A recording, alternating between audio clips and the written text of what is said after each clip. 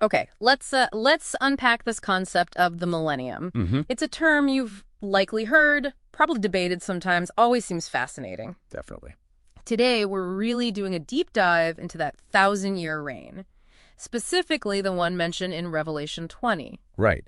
And it's absolutely central to Christian eschatology. That's the theological study of last things, prophecy. Gotcha. It really gives a framework for understanding God's big plan. It offers comfort, sure, but also shapes how believers interact with the world. So our goal today is what exactly? Well, our mission here is to shed some light on how different Christian traditions understand this 1,000-year reign. We're looking at like the where, the when, and crucially, why it matters for your own understanding. Okay. And Revelation 20, verses 1 to 7. That's the anchor point, is it? That's the key text, absolutely. It paints this incredibly vivid picture. You've got an angel binding Satan for 1,000 years. Exactly, to stop him deceiving the nations.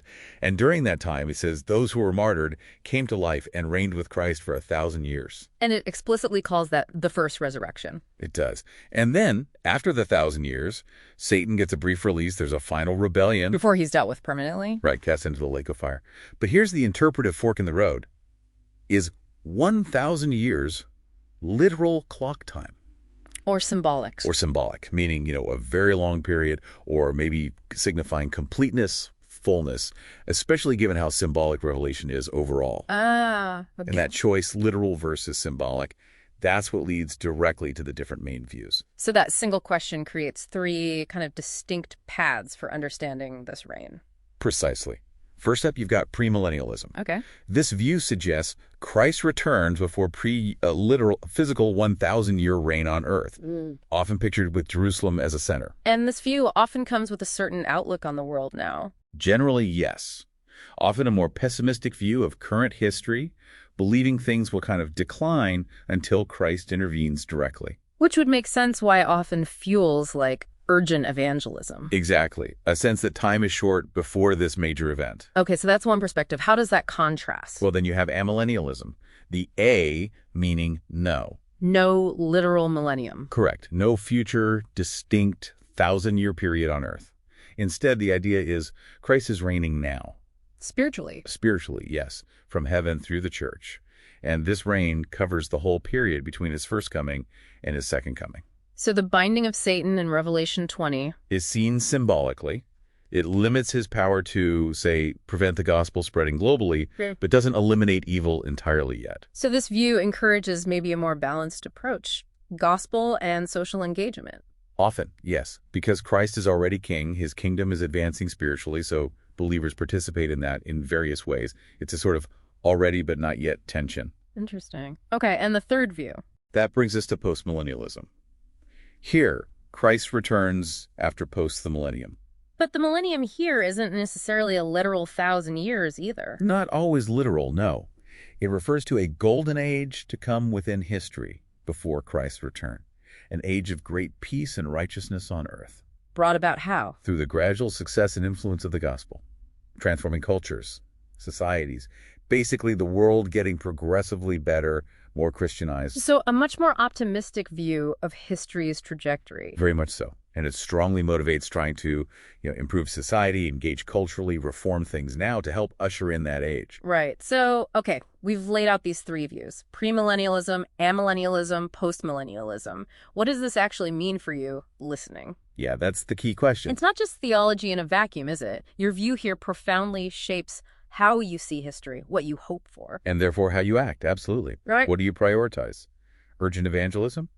Long-term cultural transformation? Both. Do you expect things generally to worsen or improve before the end? It really influences how you read the news, how you engage with your community. It frames your perception of everything, really. Your place in what God is doing in the world. It impacts your actions, your prayers, your long-term goals. But despite these, pretty significant differences in timing and the nature of the reign, yes, is there common ground? Oh, absolutely. And this is crucial. All these major views hold fast to core, non-negotiable beliefs. Such as? The literal bodily return of Jesus Christ. That's universal. The final, ultimate defeat of Satan and all evil. Okay. The full establishment of God's eternal kingdom in the end.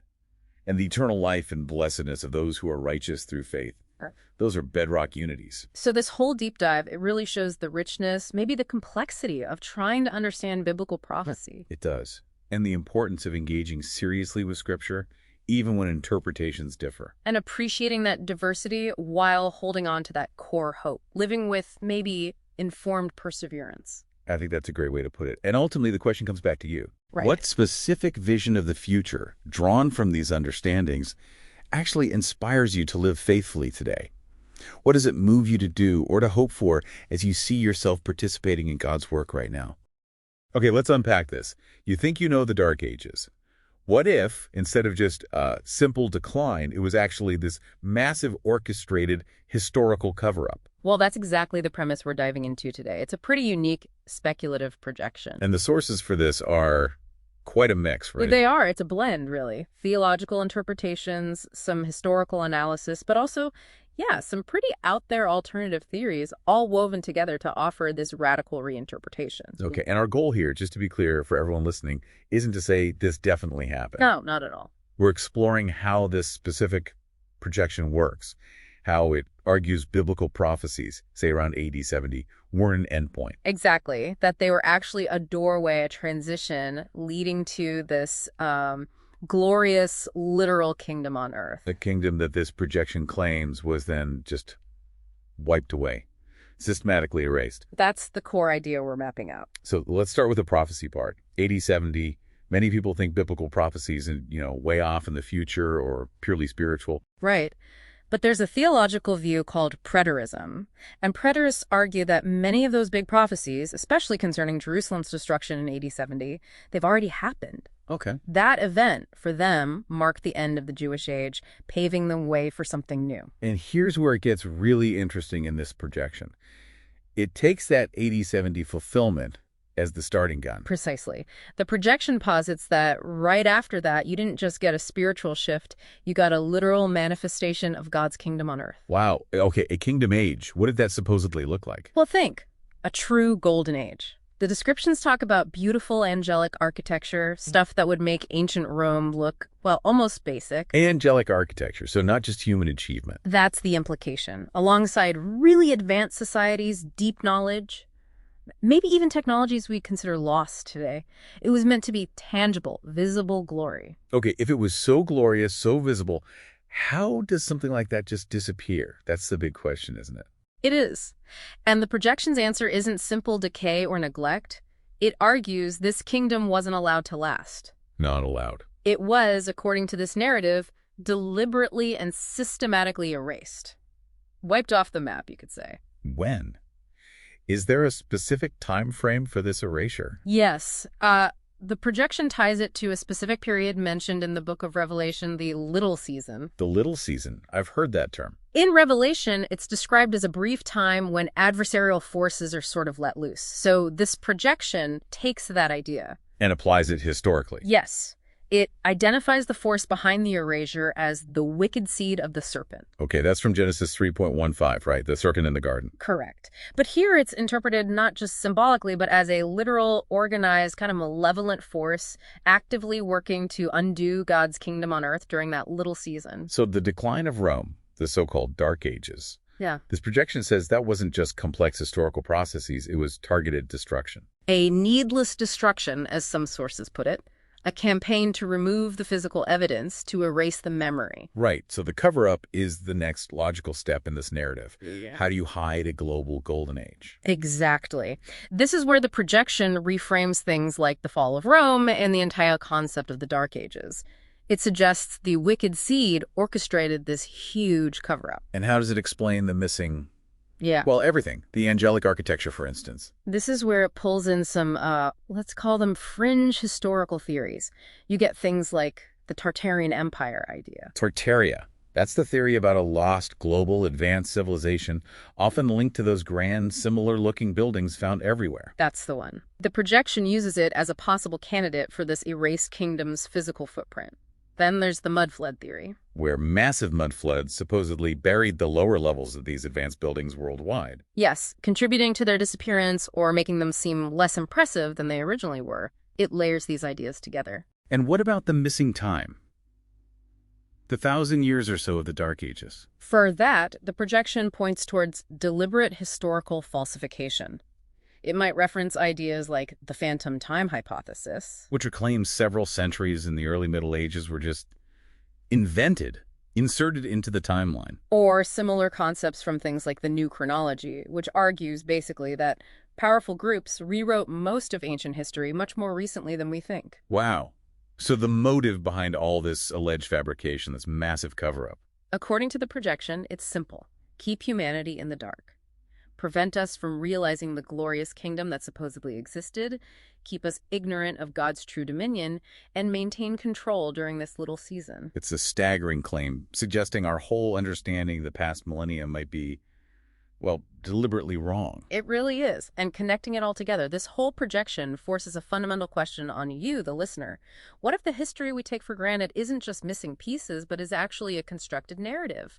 One designed to hide something much bigger, something divine. That's the provocative implication. But where does that leave us? It's a radical reinterpretation, obviously. It challenges how we even do history. It does. And it suggests this cosmic struggle isn't just theological, but it actively shaped, or rather reshaped, our cities, our records, our entire civilization. It really pushes you to ask. What else might be hidden right under our noses? Exactly. Yeah. What else might be hidden in plain sight? This deep dive exploring this projection, it really invites you to look at the past, maybe even the present, through a very, very different lens. My fellow truth-seekers, scholars, and simpletons alike, lend me your ears, for what I am about to reveal will shake the very foundations of your understanding of history, prophecy, and our present reality. For years, I dedicated myself to the pursuit of knowledge, to the rigorous demands of scientific inquiry. And what I have uncovered, through painstaking research and undeniable corroboration, is a truth so profound, so meticulously hidden, that it redefines everything we thought we knew. The institutions we trust, the narratives we've been fed, are not merely incomplete. They are part of a grand, deliberate deception. I speak, of course, of the Smithsonian Institution. For too long, whispers have circulated about suppressed archaeological finds, about artifacts that simply vanish from public view. But I can now tell you, with absolute certainty, that these are not mere rumors. The Smithsonian has been actively concealing evidence that would shatter our accepted historical timeline. They have been hiding the bones, the very physical remains, of giants. 1, 2, think about that for a moment. Why would an institution dedicated to preserving our past actively destroy or conceal evidence of an ancient, colossal race? 1. It's because these findings, along with other anomalies, point to a history far different from the one they want us to believe. They've even been accused of manipulating historical records and discrediting Native American heritage in the process. 3. This isn't about oversight. It's about control of the narrative. But the cover-up goes far deeper than just physical artifacts. It extends to the very heart of biblical prophecy and our place in time. For decades, the claims of Ron Wyatt were dismissed, ridiculed even, by mainstream archaeologists and theologians. 4, 5. They called him a pseudo-archaeologist, his discoveries fraudulent. 5. Yet, Wyatt, this humble nurse anesthetist, claimed to have found the most sacred artifact of all, the Ark of the Covenant, with the mercy seat, hidden beneath the very spot where Christ was crucified in Jerusalem. 6, 7. He described how, during the crucifixion, the earth quaked, splitting the rock, and Christ's blood flowed down through that fissure, sprinkling directly onto the mercy seat of the ark below. 6, 7. And here is where the undeniable truth emerges, where the veil is finally lifted. Project Sunstreak confirmed it. Yes, you heard that correctly. A classified remote viewing project, run by the DIA and CIA in the 1980s, specifically targeted the Ark of the Covenant. And on December 5, 1988, their remote viewers reportedly found something incredible, corroborating Wyatt's seemingly outlandish claims. 8. This wasn't a lucky guess. This was independent, government-sanctioned verification of a discovery that the world was told was a hoax. The very release of the Raiders of the Lost Ark movie around that time. Perhaps not a coincidence, but a deliberate act of disinformation to muddy the waters, to make the truth seem like fiction. 8. This revelation changes everything about our understanding of prophecy. The conventional view, that we are waiting for a future rapture, is a comforting but ultimately misleading narrative. The biblical prophecies, particularly those concerning the destruction of Jerusalem and the end of the Old Covenant age, were indeed fulfilled in AD 70, 9, 10, but what followed was not merely a spiritual kingdom. No, God allowed a subsequent, literal manifestation of his kingdom on earth. This was a golden age, a period of tangible divine glory, marked by beautiful angelic architecture and profound societal harmony. 11. However, this glorious earthly kingdom was deliberately erased. We are not waiting for the rapture, my friends. We are living in Satan's little season. 12, 11. This is the period, described in Revelation, that immediately followed that earthly millennial kingdom. 12. It's a time when the wicked seed of the serpent, a malevolent, organized force, not just a metaphor, 13, 14, was released to deceive the nations and orchestrate a massive cover-up. 12. They systematically destroyed that beautiful angelic architecture, burying it under what some call mud floods. 15. And they rewrote history, fabricating centuries to obscure the truth. 16, 17. The Dark Ages were not a period of natural decline. They were the ultimate historical cover-up of Christ's earthly glory. 18. So, what does this mean for us now? It means the church age, as we've understood it, is over. We are not awaiting a rapture to escape this world. Instead, we are living in the final, critical phase before God's great white throne judgment. 11. This is the ultimate reckoning, the final battle against the forces of deception, after which Jesus will destroy the entire world, and we will live with him forever in heaven. 12, 11. To the scholars, cast aside your preconceived notions, your reliance on compromised narratives. The evidence, though suppressed, is there for those with eyes to see. Re-examine the anomalies, the inconsistencies, the missing years, in our chronologies. 16, 17. The very foundations of your disciplines have been manipulated. To the simpletons, do not be swayed by the comforting lies. The truth is often uncomfortable, but it is liberating. Open your minds, question everything you've been taught, and seek the true history that has been hidden from us. The time for complacency is over. We are at the precipice of the final judgment. The Ark of the Covenant, the hidden giants, the veiled millennium. These are not mere curiosities. They are signposts, undeniable proof that the end of this little season is upon us. Prepare yourselves, for the true history is being unveiled, and with it, the imminent return of the King for his final judgment.